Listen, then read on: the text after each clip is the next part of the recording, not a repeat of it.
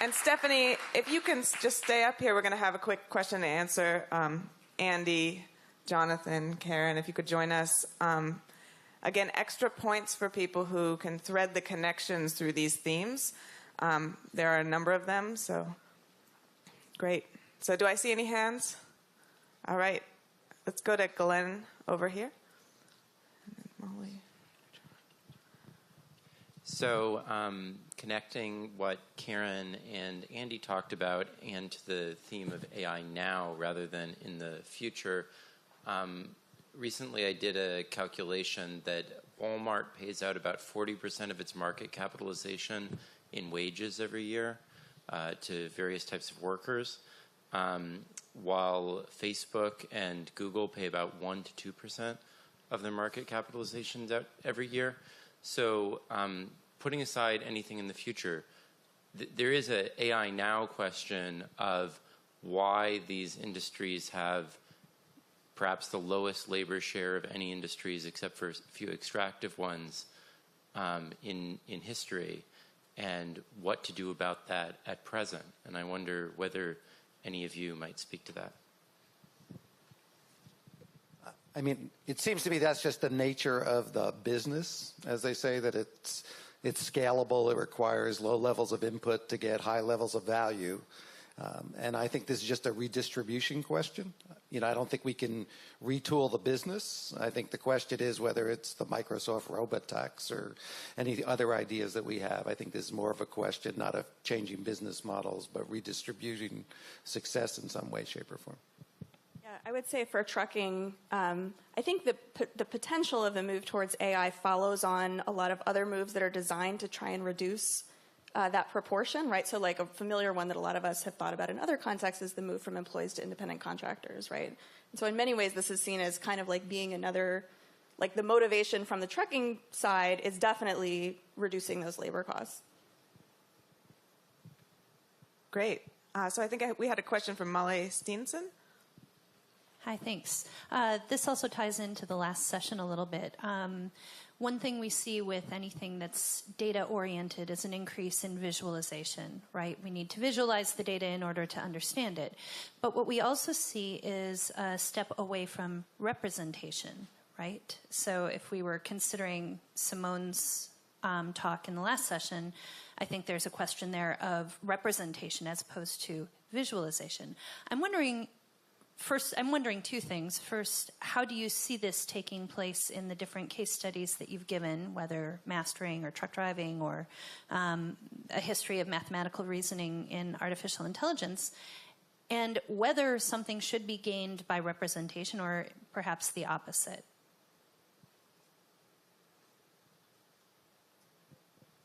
I think I'm not quite sure what you mean by representation and visualization, because to my mind, there are a number of visual modes that serve as modes of representation as well. So could you clarify what you mean by the two terms? Right now, I'll speak in an analogous field. In architecture, there is what's been referred to as a crisis of representation. Art historians, humanities scholars, architectural historians have issues now with the notion of representation as opposed to visualization, right? So if we've now put all our eggs in a basket of visualization, what have we lost by representing? Sure, so I guess I can say something about that. It's not just that under the hood, these more powerful, more computer-oriented modes of reasoning and problem-solving are hard to follow. They don't come out on the page in a way that you can publish in the same way, in the way that people can read and annotate in the same way. There has been a kind of displacement of forms of writing and symbol systems that are designed to be more accessible to human intellectual work. And that's certainly something that mathematicians are anxious about relative to increased automation. I don't know if that addresses your point, but it seems like a related problem. I think it maybe also contributes. I have never thought about this in these terms before, but it's a really interesting question. I think it potentially contributes to the uncanniness of the experience of like hybridizing your body with AI in the way that truck drivers do, right? To feel known in this like really internal, visceral way that isn't visual, right? To like have it be based on signals from your body that you have like are not represented to you in any way, right? But to just like have the truck wake you up right? Like I'm extrapolating because I haven't asked this question of people, but I would guess that maybe that ties into what's happening in architecture as well.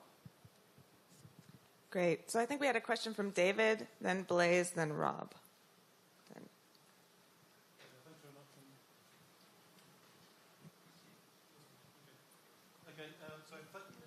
Okay, so thanks very much for a sort of fascinating set of talks.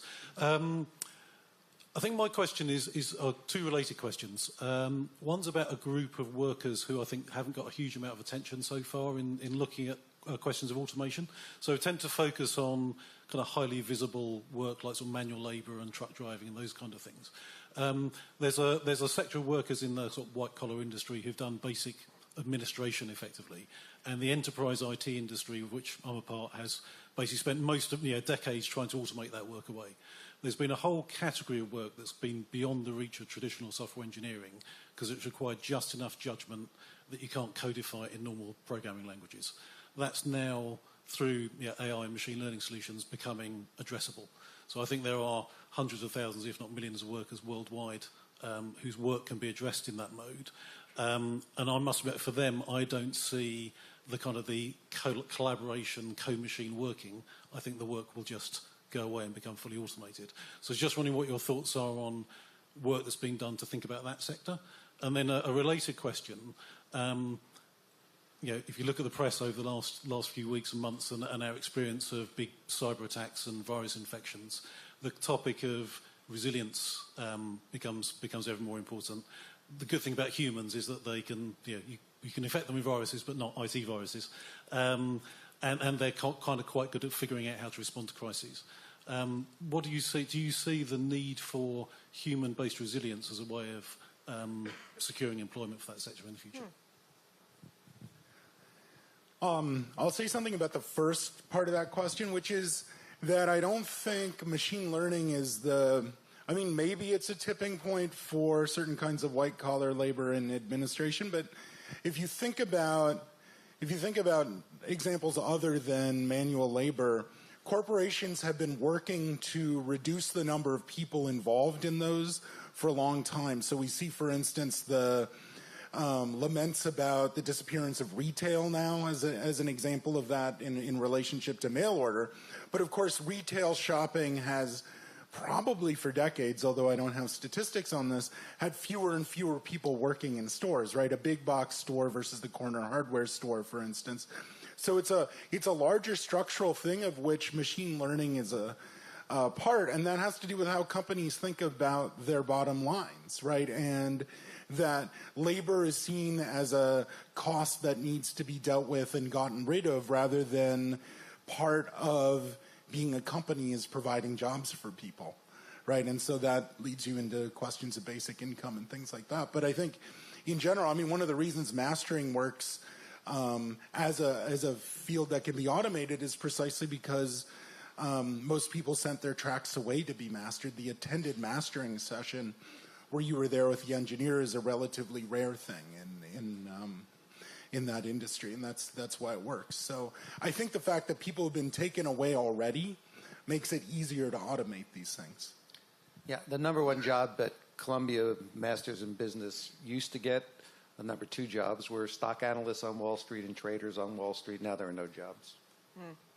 Right. Yeah, and just to add to what Jonathan said, I think the automation in particular of administrative work and also of other kinds of sort of accounting and calculating is part of the longer history of mechanical calculation and automation. The earliest computers, of course, were constructed to replace the work of typically female human beings who were doing complicated calculations en masse on paper, and they were replaced by machines like ENIAC. So this gets back to Jonathan Zittrain's comment at the very beginning that we have to think about what we mean by AI when we pose these questions, because some of them are just related to the longer history of computing and mechanical calculation in general. So we're running up against the clock, and we have a lot of questions. So I'm going to start lumping them together, and then we can give thoughts on all of them. So we have Blaze, and then Rob, and then Fred. So if we can go in that order and maybe try to keep it to one thought. You just raised the question of labor and gender. And one of the interesting things about truck driving is that that's an overwhelmingly male profession. And that's true, according to BLS, of a lot of the jobs that are in imminent risk of being fully automated in the near future. You also raised the issue of instability, of social instability. A lot of male grievance, a lot of job elimination, social instability. Comments, please. Yeah, so if we could just pass it to Rob over here and then keep that in mind. So one thing I liked about the recent talks is you guys talked a little bit about sort of heterogeneity of effects, right? So we heard about truck drivers and how maybe the effects are going to be different for long-haul drivers versus short-haul drivers.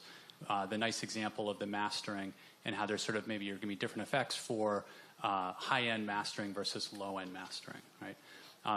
I feel like to a certain extent that's been missing from the conversation. We talk about sort of these bigger issues that we think are going to happen, these sort of bigger effects we think are going to happen. There tends to be a very negative, in my view, sort of overly negative view about things that will happen, and we sort of miss perhaps some of the positive benefits. And so I feel like you guys are sort of talking about that a little bit.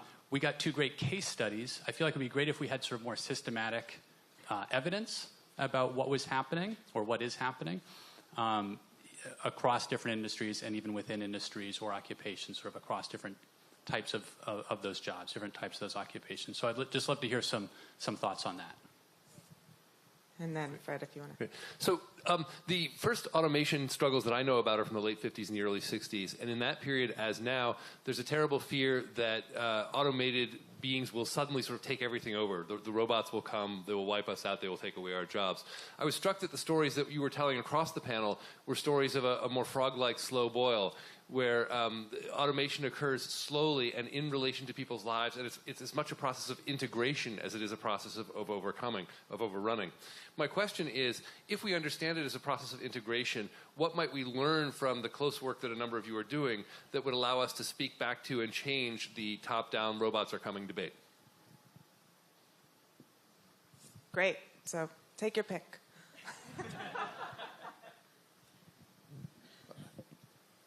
I mean, I would say there's, lots of evidence across the board. We can do more studies and should, about this constant downward pressure on jobs and income both.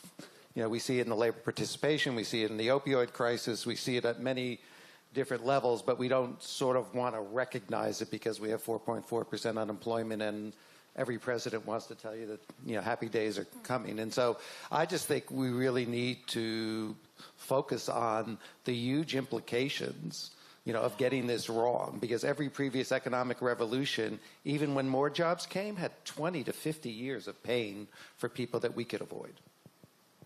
I'll just say 2 quick things in response to Blaise and Fred. First, in terms of gender, I actually have a whole paper about this that I can send you, but very broadly speaking, certainly the fact that truck drivers bind their masculinity up in their work and in the mechanical equipment, there's a lot to be said about the role of masculinity in that job specifically, resistance to authority and resistance, autonomy and freedom and all that kind of stuff, sexual freedom, that helps me to understand why this is perceived as a threat not only to their ability to provide economically but also to themselves. And then in response to Fred, I don't actually have a great answer, but I have an answer that I think would be the wrong answer that I would caution against, which is that I think the easy thing to do would be to dismiss these stories of oh, here's what's actually happening now as being kind of this short term, oh, well, yeah, this is what's happening for 5 years, but once there's no more truck driver, then who cares? That sucked for 5 years and then now it's over. But I think that would be a fallacy, right? In part because there's always going to be a person, right? In part because if we're interested in AI now and the ethical and social and political implications now, then obviously that's an inadequate answer. And also in part because to the extent that data is being drawn from these systems now, if you have really unwilling participants, participants who are trying to thwart the systems at every turn, which they do, then you're getting bad data, right? So even if you don't care about the people as people or about the dignity of work, you might care about this as a technical problem. I will also say one brief thing to Blaise and to Fred. I know you care. I would like to say that, of course, there is a ton of women's labor that is also being automated. Certain areas like in caregiving for the elderly, the education of young people, department store work, and secretarial and administrative work, which have typically been gendered female. There's huge investment and work being done to automate that kind of work as well. There's also more investment in female-gendered android bodies than male-gendered ones. You don't see robots that look like men doing the work of men in factories, but you do see robots that are made to look like women doing the job of a receptionist in a hotel, for example. So there are differences to note. There's certainly the automation of a lot of female-gendered labor taking place. To Fred, of course, I gave one example that I hoped raised something that I have actually seen in a number of different places, this anxiety that automated systems may be able to show us that something is the case but not why. That's a story that covers the entire history of this field of automated reasoning that I'm writing a book about, but it also, I think, attaches to debates today about interpretability and non-interpretability of machine learning systems. There's a debate between Peter Norvig and Noam Chomsky that raises a number of the same issues. So although it was just a case study, I think it is indicative of a larger epistemological set of questions that accompany the introduction of these automated tools. And I guess I get to go last. Rob, I agree, more systematic knowledge is good. I don't like the sort of good-bad sort of dichotomy, though, and this also goes to Fred's point. The way people generally talk about tech industry stuff is in impact language, as if it's somehow outside of society. Technology companies, like all institutions, are cultural institutions. They're political spaces. They're fraught with the inequalities of the broader society. And even when we talk about things like basic income, we need these sort of broader systemic understandings of power and inequality. So in a way, the answer is the same as it was in the 80s and 90s, which is we need to get beyond this sort of this new iPhone is going to change my life, this new machine learning algorithm is going to change everything, and instead actually look at the people and the institutions and the regulations that are often bumping up against one another. Great. That was fabulous. And I saw a few more hands, but unfortunately we are running up against time and we are a tightly timed conference. So we're going to let you go to break. Thank you so much to our speakers. That was fabulous.